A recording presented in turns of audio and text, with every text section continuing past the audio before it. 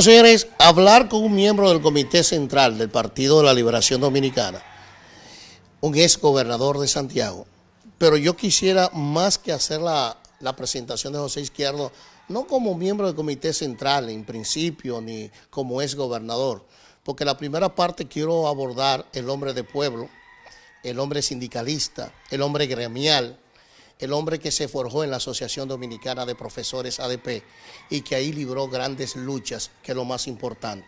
Por eso, antes de ir en toda la parte política, lo que queremos comenzar es cómo surge el gremialista dentro de la Asociación Dominicana de Profesores ADP, desde qué tiempo y cuáles fueron esas grandes luchas reivindicativas que para su época logró la Asociación Dominicana de Profesores. Sí, muy bien. Mira, rápidamente, uno se marca en la vida con el entorno familiar. Tenía 5 hermanos y vivíamos en el mismo patio. Todos se casaban y se quedaban ahí.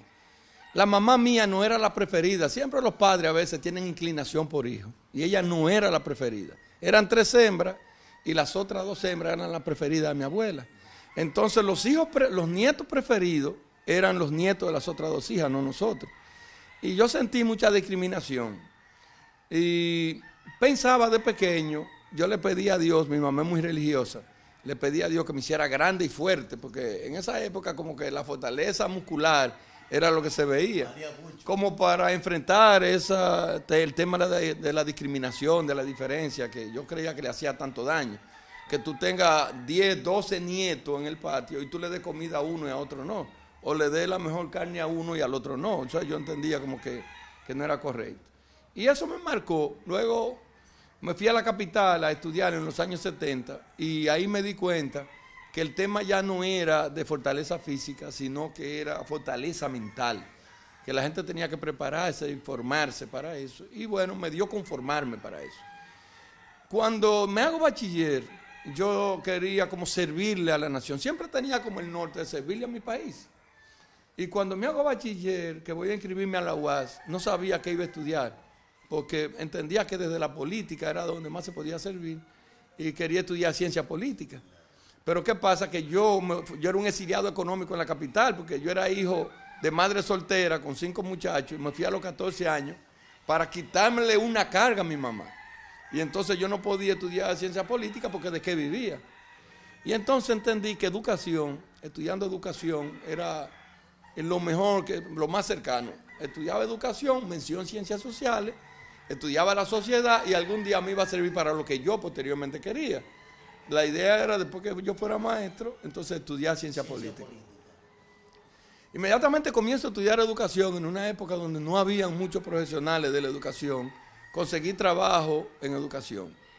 Y entonces, cuando consigo trabajo en educación, yo cobré como al mes y medio mi primer cheque. Y ese día en la noche, cuando estoy reunido con los maestros, estamos viendo lo que cobraron, y me dice que tú cobraste y te pagaron. Digo, sí. ¿Y sí, cómo? ¿Y cuánto tuviste que dar? No, nada. Y entonces me narra uno que para que lo nombraran tuvo que dar 3 cheques, otro dio la mitad de su cheque, otro dio una parte del cheque. Entonces, ¿cómo es eso? En educación. Yo entendía que educación eran gente seria, formal. Y eso me impactó tanto que inmediatamente me metí a la Asociación Dominicana de Profesores para desde ahí luchar para que esos males, ese lastre de educación, desaparecer. En esa carrera en educación, entonces, paré siendo presidente de la ADP en Santiago y duré 10 años al frente de la Asociación Dominicana de Profesores hasta que me nombraron gobernador en el 2004. O sea, yo entré en el 95 a la presidencia de la ADP y en el 2004 me hicieron gobernador de la provincia de Santiago. ¿Cuáles luchas que usted recuerda se dio dentro de la Asociación Dominicana de Profesores? Porque es uno de los gremios con mayor fortaleza en el país, la misma el principal gremio, diría yo. El gremio que marcó pautas aquí incluso en muchas luchas. Sí, mira, los niveles más difíciles para la educación dominicana, en lo que yo recuerdo, fue el año del 89 al 91. Los maestros terminaron ganando alrededor de $65. Era lo que ganaban. 65 pesos. Sí, mensual, no dólares. En esa época, pesos. Sí.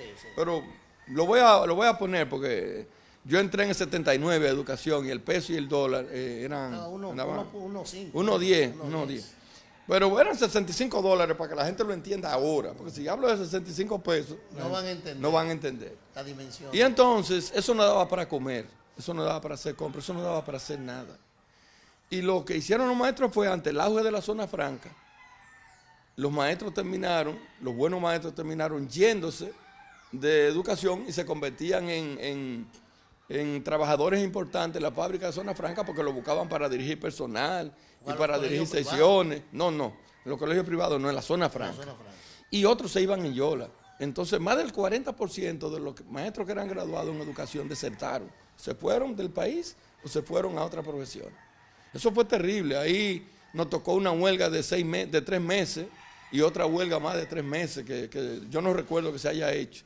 3 meses paralizada totalmente la clase en el 89 y 3 meses en el 91. ¿Ya tenía militancia política o usted surge No. en el PLD o anteriormente sus inquietudes de estudiantes, en cuáles grupos estudiantiles estaba, o si ese pensamiento político nace ya estando dentro de la Asociación Dominicana de Profesores? En el año 72, 73, viviendo en Santo Domingo, en Villa Consuelo, Narcisazo González, profesor Narcisazo, fundó un colegio que se llamaba José Martí en Villa Consuelo.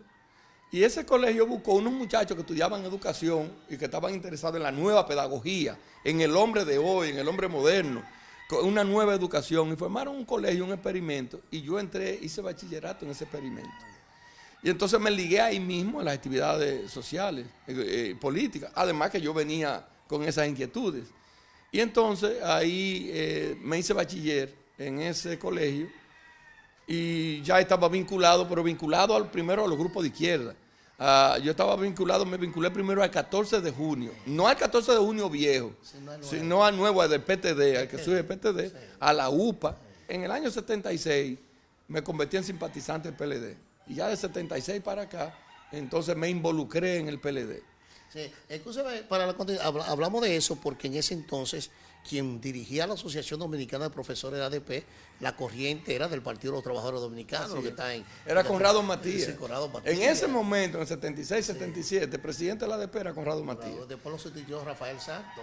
Después vino Rafael Santos. Sí, así es. Todo eso. Bueno, ya con Rafael Santos, yo fui del Comité Ejecutivo Nacional 7 años en Santo Domingo y Rafael Santos era el que presidía la ADP. Profesor, usted fue parte entonces de la fundación de la cooperativa de maestros, porque los primeros ensayos de la cooperativa de maestros se hicieron creo que en Jarabacoa en el 1982, manejado por la Central General de los Trabajadores, pero hacia la ADP. A mí la cooperativa nunca me interesó ser miembro, porque yo observé desde que yo llegué que la cooperativa, la gente lo que quería era ser funcionario de la cooperativa, porque la cooperativa pagaba bien.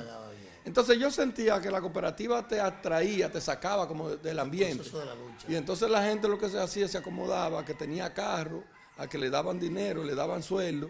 Y yo le corría eso. Yo no tenía carro ni tenía nada, pero yo quería hacer carrera política. Y entonces entendía que por ahí no se hacía carrera política. ¿Cómo pudo lograr ser el presidente de la ADP? Porque, para lo que los amigos sepan, en ese entonces las diferentes corrientes, sobre todo de izquierda, cada quien tenía el pugilato de dirigir los comités de base de la ADP. ¿Cómo logra ganar las elecciones? Había que tener un liderazgo muy enraizado. Mira, yo comencé en el 81. El PTD era absoluto. Es una cosa increíble. Esta gente, que eran pocos, tenían unos controles, le daban seguimiento a los maestros. Entonces yo, a la sombra de ellos, aprendí los métodos de trabajo de ellos. A mí me correspondió fundar la ADP en la región, no voy a decir en el Cibao entero, pero Puerto Plata. Yo monté Puerto Plata, la línea noroeste, Santiago, yo monté la corriente del PLD. Moca, La Vega, yo me movía en toda esta zona, a mí me correspondió. Y la verdad que la enseñanza fue la de ellos. O sea, yo aprendí a trabajar con ellos. Ellos eran trabajadores 24/7. Yo tenía que ser 25/7 porque para ganarle a ellos y ganar tiempo.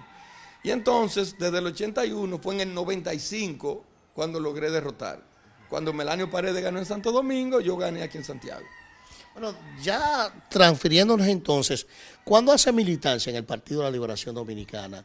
¿Y por qué el PLD, un hombre con una formación del Partido de los Trabajadores Dominicanos ya, con un concepto de un frente amplio que planteaba el PTD en ese entonces, por qué formar la Unión Patriótica y entonces los conceptos propios de la revolución. O sea, cómo José Izquierdo, un hombre progresista que leyó a Carlos Marmer, Federico Engel y todos esos conceptos filosóficos del PTD, cómo cae a otro partido que tenía otra línea diferente. Mira que yo veo, por ejemplo, quien me daba Crucito, ese era el apodo del enlace mío en el PTD, me entregan 50 ejemplares del periódico Libertad, creo que Libertad se llamaba, el periódico. Me dan la tarea que yo tengo entre 10 de la noche y 12 de la noche que meter esos periódicos por debajo de las casas, de la puerta. Te estoy hablando de qué año. Te estoy hablando del año 71, 72, cuando la banda. La clandestinidad. Y la banda en la capital, que por ser comunista. Yo vivía con una tía mía y la tía mía le decía a la mamá mía, prepárate que un día te lo mando muerto para allá, porque yo andaba en esos menesteres, ella hablaba conmigo y yo no cedía. Pero cuando yo leo el periódico, yo estaba tercero, cuarto de bachillerato, y veo que estos muchachos están teorizando sobre la revolución rusa, la revolución china, y Camboya, y Mao Zedong, y Albania, y no hablan de nada de la República Dominicana. Tenían conocimiento como de allá, pero nada de aquí. Y entonces el libro rojo de Mao y el lenguaje técnico que utilizaban, a mí que estaba en el bachillerato, se me hacía difícil entenderlo. Y yo un día le planteo a él, si nosotros somos un partido para los trabajadores y para los campesinos, y nosotros estamos haciendo un periódico y usted escribe un artículo que yo, que soy bachiller casi ya, no lo entiendo conceptualmente, ¿cómo lo van a entender esa gente que están allá abajo? Era un cuestionamiento que yo tenía. El otro cuestionamiento que yo tenía era, ¿cómo tú coges un militante tuyo que tú no sabes lo que es y lo tiras a la calle sin que esta persona sepa qué vamos a lograr, por dónde se llega ahí? O sea, yo entendía en ese momento, comencé a cuestionar que ahí no se tenía una visión clara de la sociedad, de hacia dónde íbamos, de cuál era. Y entonces comencé a leer Vanguardia del Pueblo. Me hice lector de Vanguardia del Pueblo y vi la primera lucha contra la Gulf and Western, los 38 millones aquellos, el imperialismo norteamericano, y comencé a ver unos artículos de fondo que escribía Juan Bosch, José Joaquín Vidó Medina, y otra gente que escribían unos artículos de fondo sobre la realidad dominicana. Composición social que hay que hacer. Y entonces, el libro del profesor Juan Bosch. Digo, pero esto es lo que yo quiero. Yo lo que quiero es conocer mi país y ver cómo mi país avanza. Eso de China y de la Unión Soviética. Entonces, por el periódico Vanguardia del Pueblo me involucré. Inmediatamente ya en el 76, 77, ya yo estaba inclinado totalmente al PLD. Y bueno, ya del 79, mi primer voto fue en el 78 y ya yo voté por el PLD. Y ahí me como circulista. Sí, bueno, entré primero como lector. Yo cotizaba como cotizante y lector. Y después entonces entré como circulista. Y aquí entonces vine a Santiago en el 79 y aquí me hice miembro del PLD. Nunca aspiró a diputado ni nada de eso. Nunca tuve ninguna aspiración a eso. Pero en el año, yo fui al ayuntamiento, asunto comunitario, cuando ganamos el ayuntamiento de Santiago, 90, 94. Y entonces yo hice un trabajo en todos los barrios de Santiago y creé las juntas de vecinos. Esas juntas de vecinos que existen en Santiago son formación mía. Y la afilié al ayuntamiento y le produjo un estatuto y cada barrio readecuaba el estatuto, le daba una propuesta de estatuto e íbamos nosotros, se la juramentábamos y la afiliábamos al ayuntamiento. Y después hice unos congresos de juntas de vecinos. La Junta de Vecinos me la inventé yo, no. Ese era un proyecto que lo había puesto en marcha Peña Gómez en la capital, la Junta de Vecinos. Yo vi lo que estaba haciendo Peña Gómez en la capital, me pareció bien, entonces lo implementé aquí.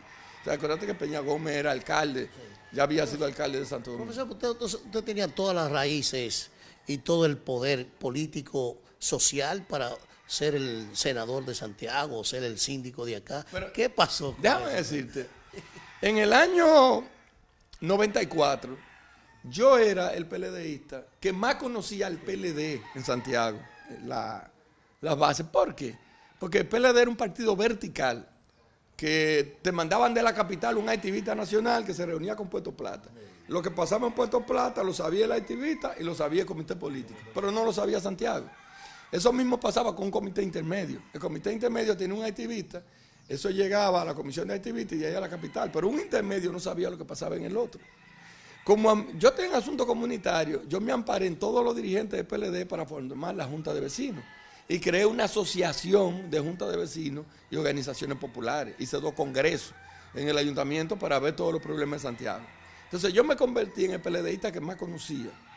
En el 94, todo el que salió regidor de Santiago, casi en el 100%, fui yo el que coordiné eso, y diputado y cosas. Sin embargo, usted no aspira. No, en el 94 entonces me llevaron como candidato a la diputación, pero el PLD nada más sacó 3. Porque el PLD, recuérdate que en el 94 fue que tuvo su más baja votación después del 86. Además, la elección era en ese entonces... Era provincial y era colocándote en fila. El 1 salía el primero, si eran 3, los 3 primeros.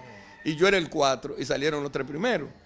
Y entonces vino el 98. Entonces en el 98 sí ya yo fui diputado. O sea, yo fui diputado, ahí pasé al Comité Central, después pasé a coordinador de Santiago, fui el presidente de Santiago. Después de Julián Cerulla me convertí en el vicepresidente, que todavía lo soy, hasta el día de hoy. Fui diputado, presidente del PLD, y entonces pasé a ser gobernador, y después de gobernador fui a Proindustria, y después de Proindustria fui al FONPER, fui secretario de Estado, con rango de secretario de Estado y presidente de los fondos patrimoniales de las empresas reformadas. Entonces, después de nosotros hablar de la Asociación Dominicana de Profesores ADP y hablar de la integración suya al Partido de la Liberación Dominicana, yo quisiera que usted me diga la ADP de hoy, comparativamente con la ADP de ayer, su evaluación personal suya, y el PLD de ayer cuando usted integró al PLD de hoy. Esos 2 tipos de evaluación, yo quiero que usted me la haga. Mira, tal vez estemos hablando de las 2 asociaciones más exitosas de la República Dominicana. La ADP se fundó en en el año 70. Ya tenemos 46 años, 47. En marzo ahora se cumple 47 años de la formación de la ADP. Es sindicato único. Nadie ha podido dividirlo. Y es un sindicato, el sindicato que tiene mayor peso de la República Dominicana. Y estamos hablando del Partido de la Liberación Dominicana, que al día de hoy es el principal partido de la República Dominicana, es el partido más exitoso, el único partido que ha ganado 6 elecciones de manera consecutiva y que hoy día, también en cualquier circunstancia, cuando lo miden, es el principal partido de la República Dominicana. Aparte de que por el peso que tienen los estamentos de la sociedad en los diferentes poderes, controla todos los poderes en la República Dominicana, por el peso que tiene, de manera que aunque tengan dificultades hoy, tengan debilidades y cosas, estamos hablando de las 2 agrupaciones más fuertes que tiene la República Dominicana, una en el gremio de los maestros y uno en el campo político, y ambos con todo el éxito. El PLD, a pesar de todo, de la diferencia, de las deficiencias que tenga hoy, es el principal partido de la República Dominicana. No se vislumbra por ahora que haya un partido que le pueda hacer frente, porque no tiene la estructuración, porque no tiene los mecanismos, porque el PLD se ha fortalecido y el PLD, sus miembros se han hecho expertos en asuntos electorales, en manejo de elecciones, en manejo del voto, y los otros partidos no han trabajado esos temas. Quiere decir que nosotros tenemos varios pasos por delante de los demás partidos. De manera que te voy a decir, sí, el PLD tiene muchísimas dificultades, muchísimas cosas que corregir. Sin embargo, aún con todas esas cosas, es el partido mejor posicionado de la República Dominicana. Igual te voy a decir de la ADP. No es la misma ADP de aquella vez, una ADP que ha variado. Aquella vez yo estuve en el Comité Ejecutivo Nacional, nunca recibí un peso, ¿verdad? Pero bueno, ese gremio no tenía recursos, ahora tiene recursos. Ahora los que son del gremio tienen su remuneración y le va bien, viajan mucho al exterior, se informan mucho de lo que está pasando en el mundo, porque constantemente están en los congresos, en los ministerios. Entonces, se ha especializado más el sindicato. Tiene otras debilidades, pero se ha especializado más. Lo mismo que pasa en la República Dominicana con el PLD. Tenemos muchas deficiencias, tenemos muchos desafíos hacia el porvenir, pero somos la principal fuerza política. Profesor, usted, yo que nadie lo escuche y que nadie lo oiga, ¿ha sido usted maltratado en este gobierno y las paces del PLD? porque escucho el grito de que se han olvidado de las bases y se han olvidado de dirigentes de tanta importancia como usted. Mira, es un asunto de estilo. Tú tienes el mismo partido político, pero tú tienes, el PLD ha tenido dos presidentes. El presidente Fernández, que es un hombre con una visión amplia, democrática. El presidente Fernández no ha formado grupos a su alrededor. Y entonces cuando él fue presidente, estuvo nombrado Danilo Medina. Cuando él fue presidente, lo que lo enfrentaron fueron Noé Botello y Euclides Gutiérrez Peli en el 95, pero ambos fueron ministros. En el 2004, cuando él regresa, quien lo enfrenta es José Tomás Pérez y lo enfrenta Jaime David Fernández y todos fueron ministros. O sea, el presidente Fernández que lo enfrentó no lo apartó, no lo averó. Hizo gobierno donde participamos todos. Por decirte, los principales dirigentes del danilismo de Puerto Plata, de Santiago, del país, todos fueron ministros del gobierno del presidente Fernández, fueron dirigentes importantes. Ese es el estilo del presidente Fernández. Sí, con la sábana del PLD, del gobierno, se arropaban todos los PLDistas. El presidente Medina ha trabajado de otra manera hacia el interno del PLD. Él ha trabajado con un equipo de él. Entonces, cuando llegaron al gobierno, llegó el equipo de él. O sea, creó grupo en el PLD. No, el grupo lo ha tenido siempre. Oh, yeah. O sea, cuando ha llegado al gobierno, llegó su equipo. Y entonces los cargos han sido para su equipo. Y los que no han sido de su equipo, pues bueno, algunos porque son del comité político, y bueno, el comité político. ¿No tiene una visión democrática entonces, presidente? Sí, la tiene. No. Porque él le ha dado puesto a PRDistas, a reformistas, a todo el mundo. Sí, pero no se lo ha dado a su gente. Pero hay una serie de dirigentes en el PLD que sencillamente él, no es que me han maltratado, porque ¿cuál es el maltrato? No, que me sacaron del gobierno, no me nombraron. Que tú puedes decir, oh, pero una gente como fulano de tal, en Santiago, que no está en el gobierno, que no está nombrado, o aunque sea como asesor, o aunque sea, o sea, está bien que no te lo, es mi visión. Pues no te voy a hablar de mí porque no me luce, pero Janio Otañez, que es del Comité Central y que fue de Corazán, estuvo en Corazán tanto tiempo, un tipo exitoso, buen gerente, decente. Yo aquí, José Izquierdo, digo, ¿y por qué? Y escúcheme. ¿Y por qué Janio Otañez no está en el gobierno? Y el doctor Crisóstomo en Puerto Plata, sí, que es miembro del Comité Central, sí, el sí, presidente, está afuera. Entonces uno se pregunta, ¿y por qué fulano está afuera? Entonces tú dices, no, que no hay sombrero para tanta gente, no, que no hay cama para tanta gente, sí, pero lo hay para otros que eran contrarios, incluso al PLD en estos días. Entonces, es un estilo diferente. Entonces, yo te puedo decir un caso reciente, que es el caso de la Liga. La Liga se la dieron al secretario general del Partido Reformista, en su momento, a Henao. Henao estuvo ahora del otro lado, estuvo en la oposición. Los que están nombrados ahí son gente de Henao, a través del incumbente. Pero Henao es el secretario general del Partido Reformista y fue a él que se le entregaron. Entonces, todo el que está ahí en la liga son gente de Henao, que enfrentó a Danilo ahora en la campaña pasada. Entonces, tú tienes a un PLDista de larguísima data, que es el que dirige la municipalidad, los asuntos municipales del PLD, Ignacio Ditren, un hombre serio, trabajador, y aspiraba ahora. Y entonces uno se pregunta, pero ¿y por qué se lo dan a Henao, que está fuera del PLD, que está trabajando en contra del PLD? Y le dan eso a Henao y no a Ditren, que es un hombre del PLD. Esa es una pregunta que uno se hace.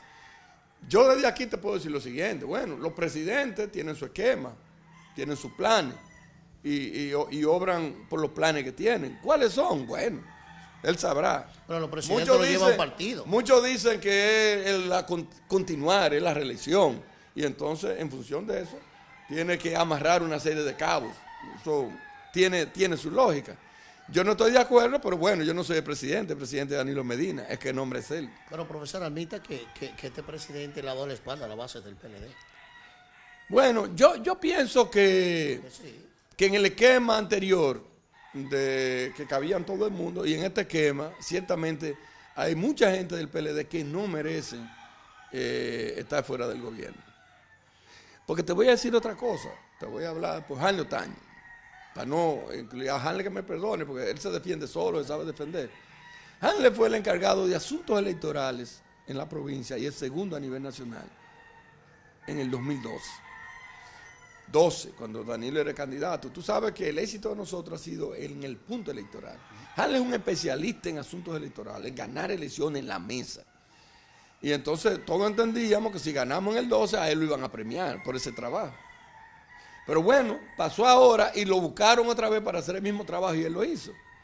Yo he sido desde el año 2000 el que ha dirigido todos los procesos de Santiago, a excepción del 12, que me mandaron a la circunscripción 1, que es el 52% de los votantes de la provincia, está en la circunscripción 1.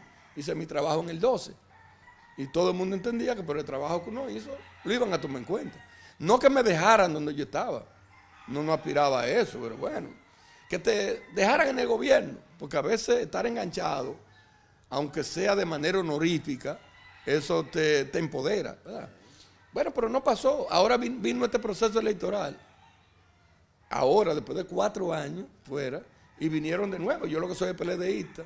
Aquí vino una comisión, los miembros del comité político, Camejo, Julio César Valentín, que era candidato a senador, Abel Martínez, que era candidato a síndico de aquí, y Fernando Rosa, que era el coordinador. Todos vinieron y se sentaron conmigo. Necesitamos que tú nos coordines ahí, tenemos dificultades. Y yo volví y le coordiné.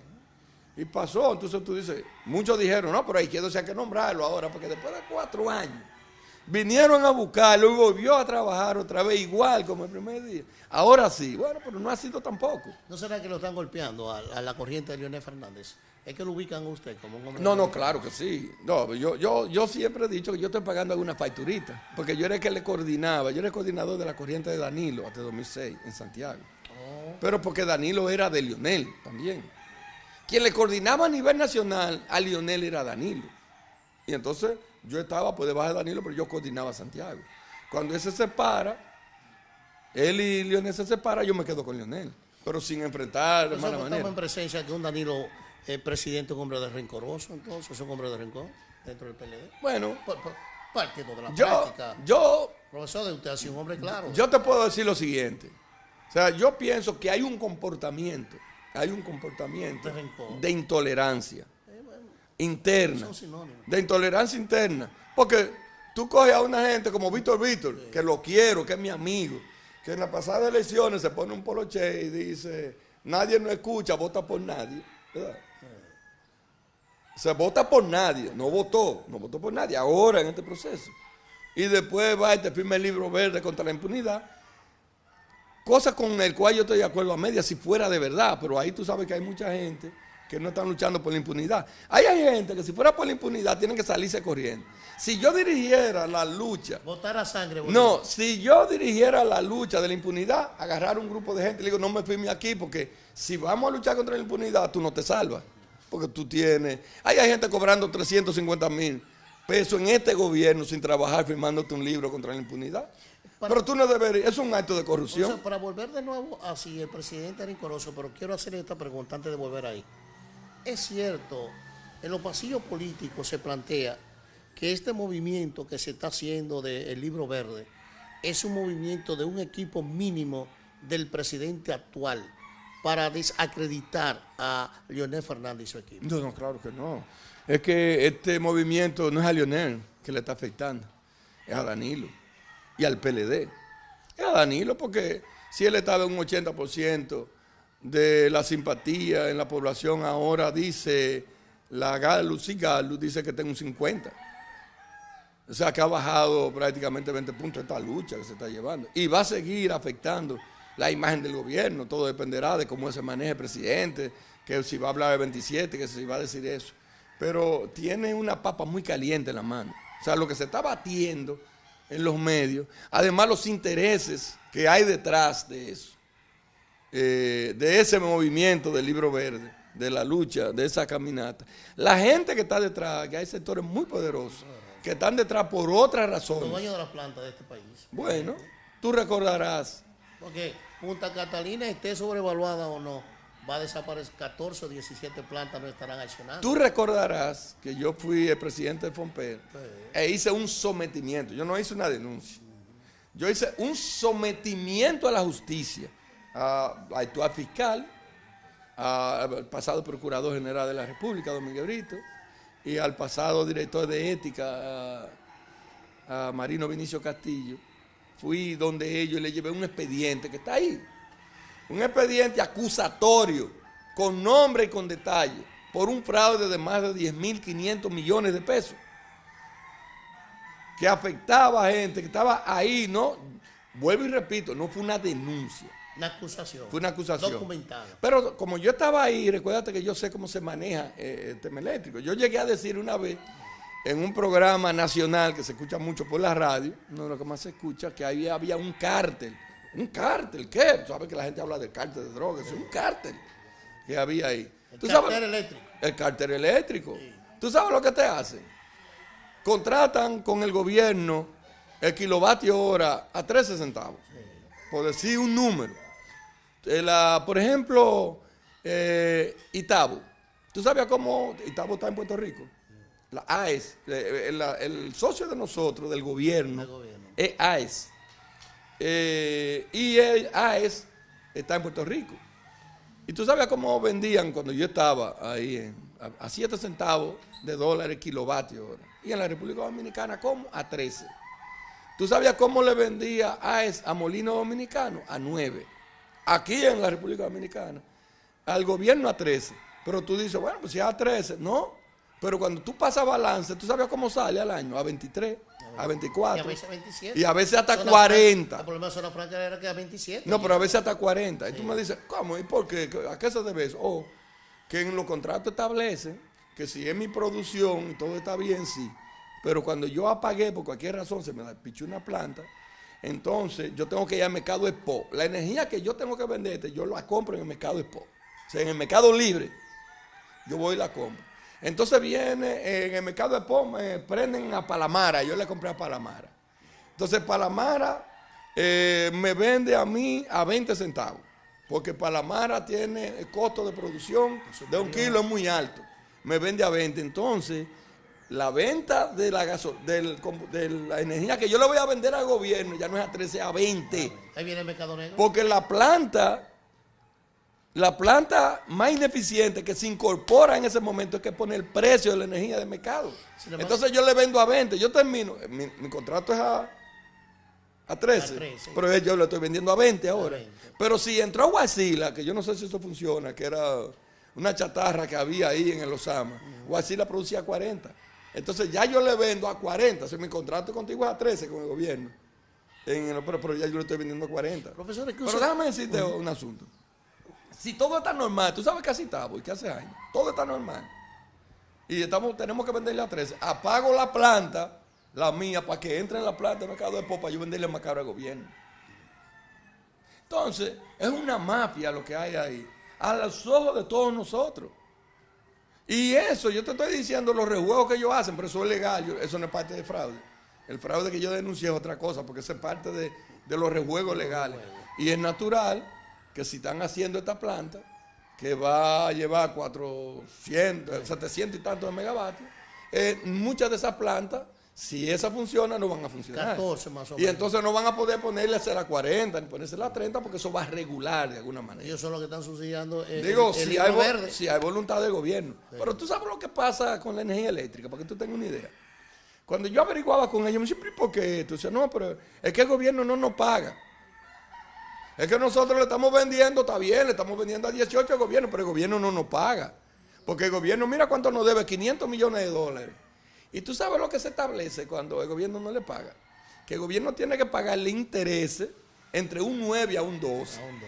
Entonces, ¿qué resulta? Que Jaina tenía 100 millones de dólares en banco y le pagaban 1 punto qué sé yo cuánto mensual. Y lo que le tenía el gobierno tenía que pagarle a 9 si era un mes. Si eran 2 meses, pero llegaba un punto de meses que el gobierno tenía que pagárselo a 12%. Pero hay un problema ahí. De manera que a la planta le interesa que el gobierno no le pague. No le pague. Solamente cuando ellos quieren dinero, liquidez, hacen una presión y el gobierno le busca 500 millones de dólares y lo paga. Y por eso ellos están pagando el libro verde, todo este movimiento, un gran sector, porque si se pone Punta Catalina en acción, son 14 plantas, 17. O sea, el cartel de esos dueños de plantas no le interesa. Si hay voluntad, porque ahorita se ponen de acuerdo la gente del gobierno y lo dejan seguir haciendo. Que el presidente quiere venderle 50%. Y lo dejan seguir haciendo y a lo mejor se la venden a Punta Catalina, se la pasan. Ya escuché a Danilo decir, vamos a vender un 50% al sector, construyéndolo con los recursos propios. De nada se la dan ahorita. Pero hay algo a propósito de la capitalización de las EDES.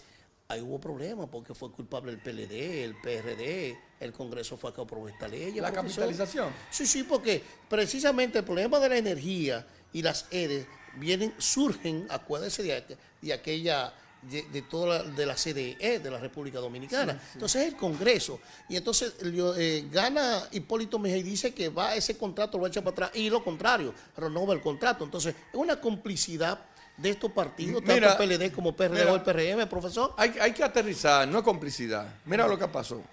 Cuando muere Trujillo... entonces. No, cuando muere Trujillo, Trujillo es el dueño de las fábricas que había en la República Dominicana. El dueño absoluto de casi todas las fábricas. De la cementera, de la cartonera, de la FADO que hacía zapatos, de la fábrica de plástico, de cordones, de la fábrica de sacos, de la fábrica de sal, de la tabacalera. Trujillo era el dueño. Cuando Trujillo muere, todas esas empresas pasan a manos del gobierno. Los centrales del azúcar, los ingenios eran parte de Trujillo. Entonces, ¿qué pasa? Que en esos gobiernos, los 12 años de Balaguer, los 10 años de después, los 8 años de PRD, esas empresas se fueron quedando en el camino. La cartonera, Villa Altagracia, tú pasas, quebraron. La quebraron, o muchas, como la cartonera, desaparece porque el plástico desplaza al cartón. ¿Tú te acuerdas que se envolvía con papeles de esa que hacían la cartonera? Un papel que había papel amarillo. Que le llaman le papel de traza. Dame 2 pesos de salsa y te lo echaban ahí, ahora es en plástico. Entonces, la industria del plástico, la industria de clavos, eso fue desplazado, de pintura, pidoca, que eso eran de Trujillo. Pero muchos la quebraron porque la saquearon. Cuando Leonel llega al gobierno, la mayoría de esas empresas ya no existen. Está subsistiendo. Eran cascarones. No existían ya. Está subsistiendo Jaina, está la tabacalera quebrada. Está subsistiendo Jaina, está subsistiendo Itabo. Y lo que hace el gobierno es que la capitaliza. Es decir, la valoran, el sector privado pone la mitad de eso, invierte ese dinero para ponerla a funcionar. ¿Fue exitosa la capitalización? Sí, Jaina es exitosa y está funcionando. Sí, estamos exitosa y está funcionando. Bueno, los molinos dominicanos, tú recuerdas que siempre en diciembre faltaba el pan, que no iba a haber harina, y huelga porque no había que pagarle a los dominicanos. Y ya molino dominicano tú no has vuelto a oírlo porque está capitalizado y es eficiente y le da recursos al gobierno. Ahora, ¿qué ha pasado con eso?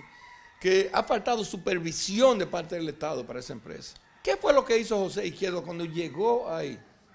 Yo me entendí que mi función era ser el dueño del 50% de esas acciones. Como tal. Y a mí había que darme explicaciones de eso. No dejar que ellos hagan y me reporten lo que yo quisiera, no.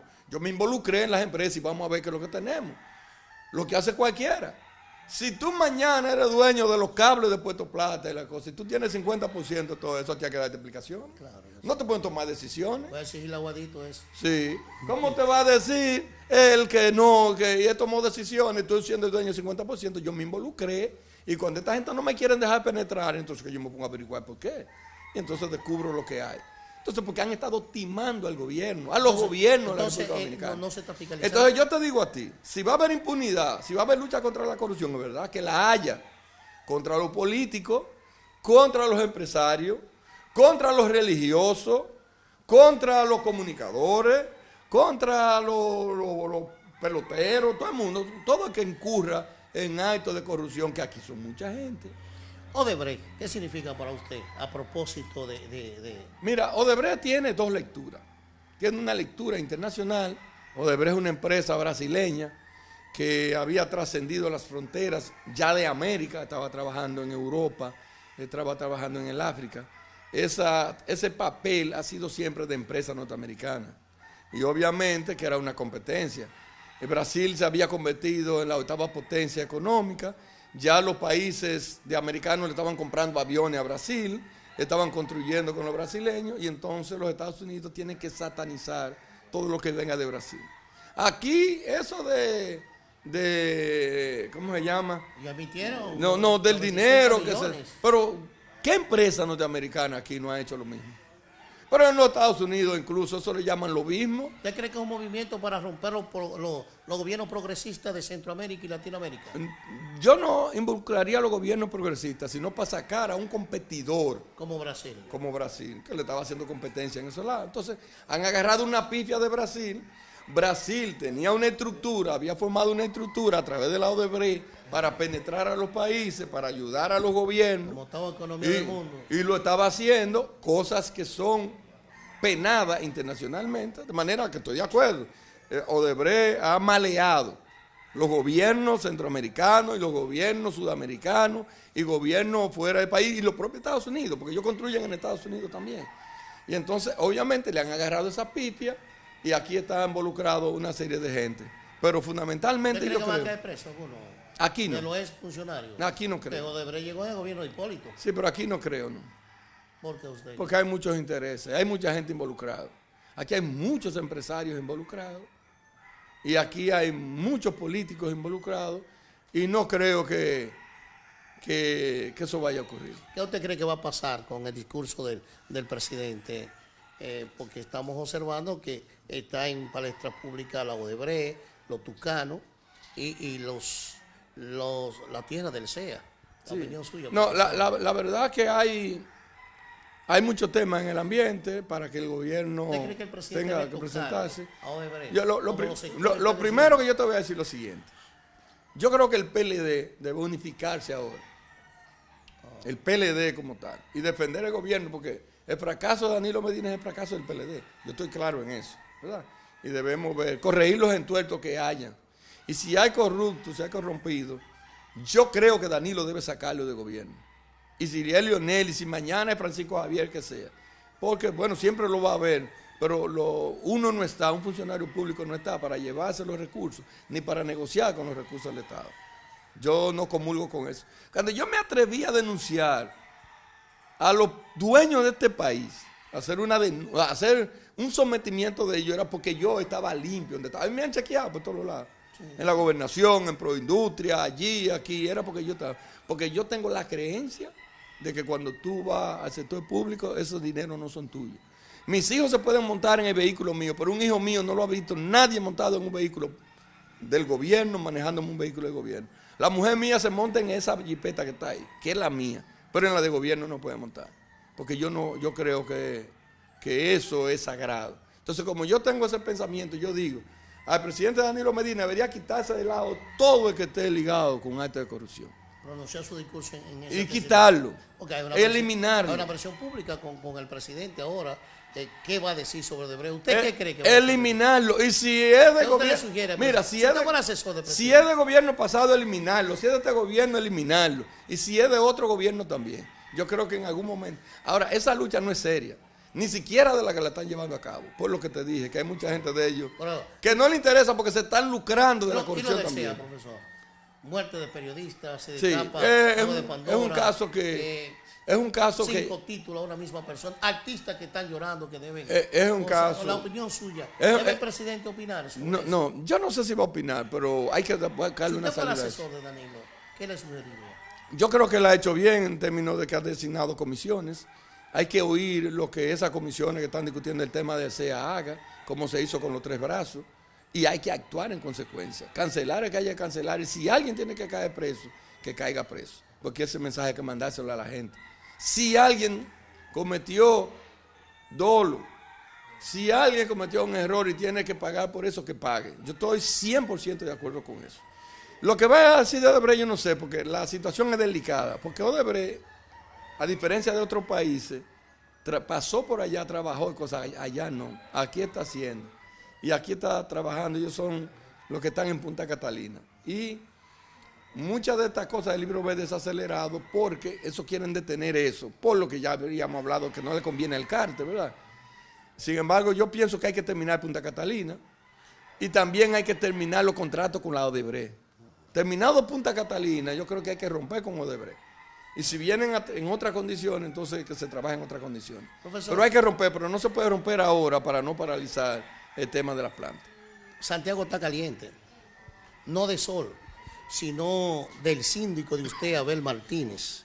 Los sectores más empobrecidos están de acuerdo, todos los sectores de Puerto Plata están de acuerdo con organizar a Santiago. Pero a Abel Martínez lo están acusando de arrogante, de prepotente, de sangre azul, de maltratar a los demás. La opinión suya sobre la gestión de Abel Martínez. Mira, lo que hay que ver al final son los resultados. Yo pudiera... estoy de acuerdo con las cosas que está haciendo. Lo que pudiera... ¿No es maltrato, profesor? No, espérate. Estoy de acuerdo con lo que está haciendo. ¿Qué está haciendo? Quitando el mercado de pulga que había en el mercado de Pueblo Nuevo. Eso era insoportable. ¿Con qué estoy de acuerdo? Ese Nueva York chiquito que existe ahí. Eso hay que desarrabalizar eso. ¿Qué estoy de acuerdo? Con el tema de los carretilleros, de los pedajes, que eso hay que eliminarlo. Así en las condiciones. No, lo que yo te digo ahora es cómo tú lo hagas, o los matices, cómo lo hagas. Yo tal vez hubiese preferido reunirme con ellos, ponerme de acuerdo con ellos, qué sé yo. Un infoteca pero que puede enseñar a manejar los productos y todo. Pero... ¿No siente usted que hay mucha arrogancia? Sí, no, pero sanear siempre, arreglar siempre, genera problemas. ¿Usted se acuerda de Composición Social de Juan Bosch? ¿Qué fue la última vez que usted leyó Composición Social de Juan Bosch? Hace tiempo que no la Lo que repaso. Bosch planteaba sobre los buhoneros, sobre esa clase social, Sí. cuál era el trato que había que darle. ¿Usted cree que su partido, representado por Abel Martínez, está cumpliendo con esos planteamientos de división de clases que planteaba Juan Bosch? Mira, los países se modernizan y se modernizan sobre la base de poner reglas y orden. Al final el orden nos beneficia a todos.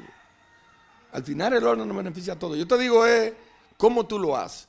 Por ejemplo, yo estuve en Ecuador y voy al mercado. Estuve en el mercado de Quito, que es el equivalente al mercado de los pedajes Yaque. Y yo veo mejor organización, limpieza. Y en la noche teníamos una actividad social y pasamos por el mismo sitio. Y yo le digo a la gente que anda conmigo, ven acá, pero nosotros estuvimos aquí, nosotros hemos pasado por aquí. Dice él, sí, este es el mercado. Me dice, este es el mercado. Digo, ¿cómo? ¿Qué este es el mercado? Sí, este es el mercado. Y yo me quedo viéndolo. ¿Y qué ha pasado? ¿Tú sabes qué pasaba? Allá hay la creencia de que cuando se maneja alimento, como es alimento que tú manejas, tienes que manejarlo en las mejores condiciones de higiene. Entonces tú vendes tomate aquí, y tú tienes un cesto ahí, y el tomate que te sale malo, tú lo vas echando en tu cesto. A las 5 de la tarde, cuando se cierra el mercado, 15 minutos antes, tú tienes que recoger todo eso y llevarlo a un punto, toda esa basura. Y ahí están los camiones del ayuntamiento esperando para llevárselo. Y entonces cuando tú cierras, tú recogiste, te llevaste todo, y eso queda limpiecito, una hoja no queda ahí. Cuando tú vienes al mercado de Santiago, es una podredumbre. Y es todo el mundo, el tomate podrido para la calle, el pedazo de repollo para la calle. Pero está bien, profe, le Y entonces hablé. eso hay que organizarlo. Sí, por eso le hablé de los buhoneros, lo que planteaba vos. ¿Por qué no educarlos a ellos? ¿Por qué no usar a Infotet y darle un curso de manejo? ¿Por qué no agarrar a los carretilleros y en aras de golpearlos, tirarles bombas, arrogancia? Hagan lo que quieran ellos, que no agarrarlos y educarlos, insertarlos en la sociedad para que no sean los futuros delincuentes. Yo creo eso. Yo creo que hay que buscar, pero eso yo te digo que... Se le ha ido de la mano a ver. No creo, eso es su siendo un estilo. poco arrogante, ¿o no? Ese es su Está bien, estilo. ¿no, profesor? No, vamos a hablar que es su estilo, porque yo no quiero ahora, ¿verdad? Es su estilo. Vamos a ver al final, porque aquí en la República Dominicana también al final le gustan su estilo.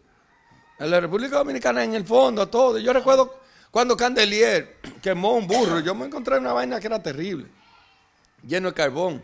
Y después tú veías a la gente diciendo, un hombre así es que se necesita para ponerlo en este país. Profesor, Entonces, ¿usted quiere que Dalí no se reelija? ¿por qué? Porque él tiene ese estilo. Ah. Y usted dice que a veces hace falta. Bueno, ya eso no lo... ¿Usted está con la Yo reelección? no estoy diciendo que tenga ese Profesor, estilo. ¿usted está con la reelección? No, pero claro que no. ¿Por qué? Yo estoy de acuerdo con la ley, se aplica la ley. Si la ley Le te pregunto permite... eso a pesar del maltrato ¿Sí? que ha dado Danilo Sí. a la base de su partido. No, yo te digo lo siguiente. incluyéndolo a usted. Yo te digo lo siguiente. Si la ley te permite reelegirte y tú estás en condiciones de reelegirte, del PLD, el que sea que lo haga. Yo no estaba de acuerdo con que el presidente se reeligiera, pero yo trabajé por la reelección de él. Hubo un acuerdo en el A PLD. pesar de los pesares. Sí, porque hubo un acuerdo en el PLD. Nos pusimos de acuerdo, los números le daban y ya. Pero la ley se lo prohíbe. En el PLD eso pudo costarle la división. Se tuvieron que reunir los 35 miembros del comité político para firmar un acuerdo y refrendarlo por un pleno nacional de dirigentes. Ahora ya no se puede.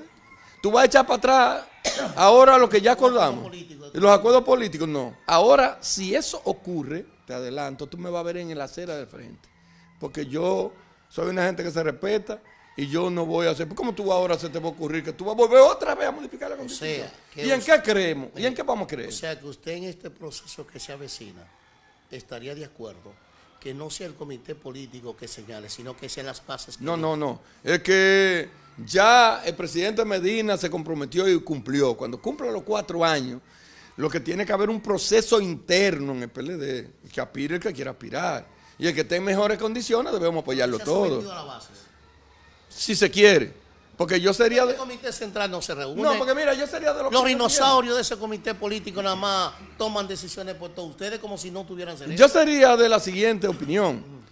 Bueno, ellos se lanzan en el 19, hacen su campaña.